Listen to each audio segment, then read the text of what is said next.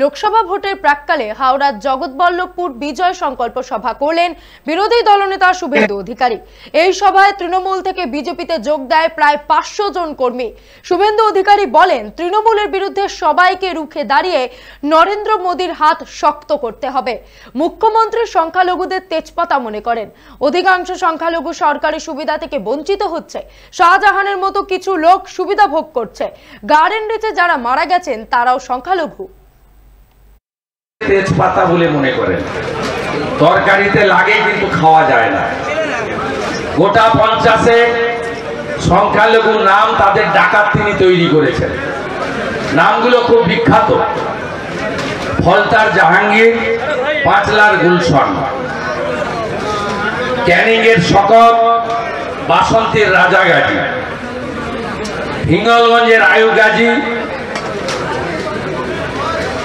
আপনার মিনাখার আয়ুব গাজী, হিঙ্গলগঞ্জের মেহেদি হাসান, শাহজাহান তো আছে। এই গুন্ডাদের হাতে কোটি কোটি টাকা, 100 কোটি টাকা করেছে। আর সাধারণ সংখ্যালঘুরা তারা দরিদ্র থেকে দরিদ্র হয়েছে। 21-এ সংখ্যালঘুদের ভোটে জিতে ক্ষমতায় আসার পরে প্রথম রামপুরহাটের বকটুইতে শিকল তুলে 7 জন সংখ্যালঘু মহিলাকে পুড়িয়ে মেরেছেন। আমতাতে আনিস খানকে আপনার পুলিশ 3 তলার ছাদ থেকে ঠেলে ফেলে মেরে দিয়েছে।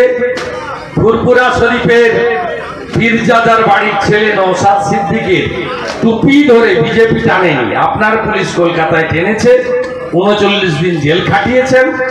আর ওখানে ববি হাকিম, ফিরাদ হাকিম আর কাউন্সিলর শামস ইকবাল বেআইনি বিল্ডিংটা তুলেছেন আর ধপ করে পড়েছে।